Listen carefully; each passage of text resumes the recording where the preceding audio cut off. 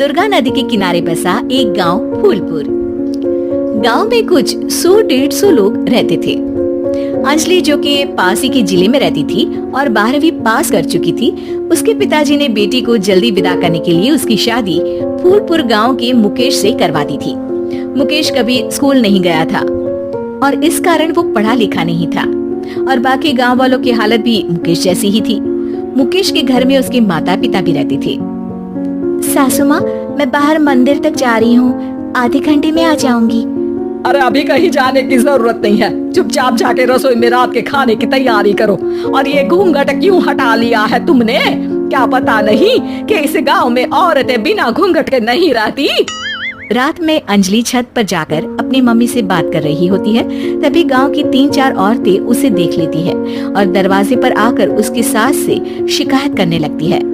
और क्या हुआ?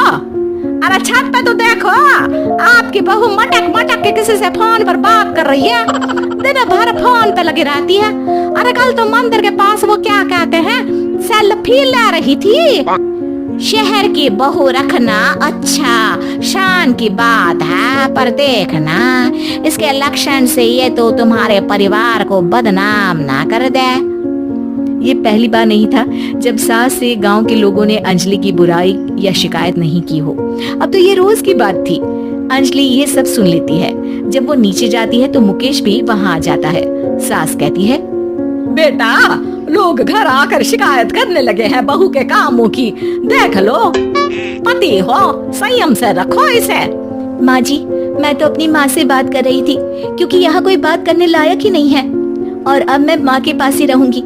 वहाँ क्या रहना, वहाँ बाहर के लोग तो ठीक है पर घर के लोग भी इज्जत ना दे सके। अरे नहीं नहीं अंजलि, ऐसा नहीं है, धीरे धीरे सब ठीक हो जाएगा, तुम फिक्र ना करो। अरे बस कुछ बोलना ही नहीं है, सर पे चढ़ा रखा है बहू को। सास मुकेश की नरम बात सुन के वहाँ से मुंह चढ़ाकर चली जाती है। मैं तो कहती हूँ हम दोनों शहर चले जाते हैं। मैं पढ़ी लिखी हूँ, मुझे वहाँ नौकरी भी मिल जाएगी और थोड़े दिनों में आप भी वहाँ कुछ काम ढूंढ लेना।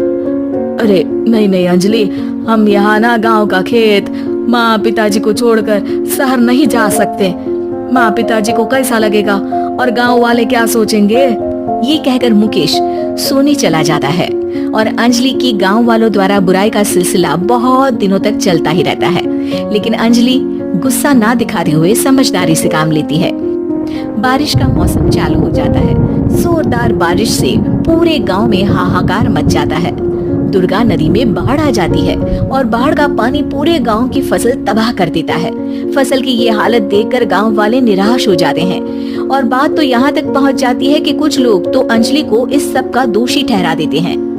अरे पूरी फसल तबाह हो गई, पता नहीं किसकी नजर लग गई है। अरे जब से चौधरी परिवार में ये शहर की बहू आई है ना, तब से ही गांव की शांति चली गई है।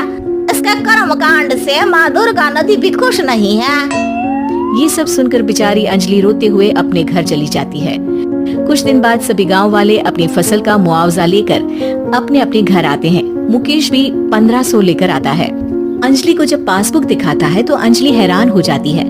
अरे, ये पासबुक में तो उन्होंने 4000 की एंट्री करी है और आपको सिर्फ 1500 दिए। सच में?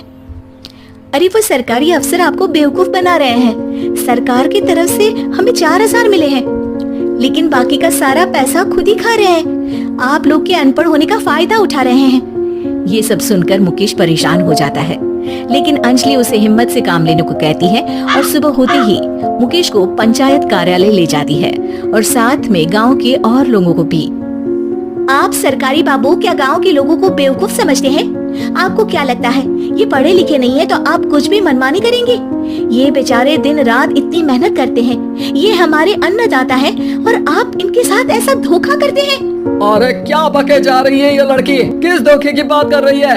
अपने कांड करके नदी माँ को नाराज करके हमारा नुकसान करके इसे चैन नहीं मिला क्या? सरपंच जी, इन सरकारी बाबू ने मुझे बेवकूफ बनाया है और मेरे हिस्से के पैसे खुद चट कर गए।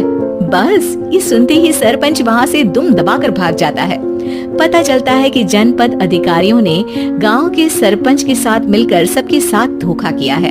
सब लोगों का विरोध शुरू हो जाता है और आखिर में अधिकारी सब गांव वालों के हिस्सों के बचे हुए पैसे उन्हें लौटा देते हैं और कई दिन तक सरपंच गांव में लौटता ही नहीं। अंजलि, तुम नहीं होती तो हम गांव वालों को तो पता ही नहीं चलता कि ये हमें हर बार बेवकूफ बनाते हैं। हाँ हाँ अंजलि बेटी, हमें माफ कर दो। हम सब तुम्हें बुरा भला कहते रहे, लेकिन तुमने ही आज हमें बेवकूफ बनाने से बचाया है। हमें तुम पर गर्व है बेटी। अब समझ आया कि सरपंच तुमसे नहीं, तुम्हारे पढ़े लिखे होने से नफरत करता था। क्यों ना इस बार हम अंजलि को ही सरपंच पद के लिए चुन ले? क्या कहते हो गांव वालों? पढ़ी लिखी सरपंच। बस पूरा गांव अंजलि के लिए ताली बजाता है और अंजलि की सास उसे खुशी से गले लगा लेती है।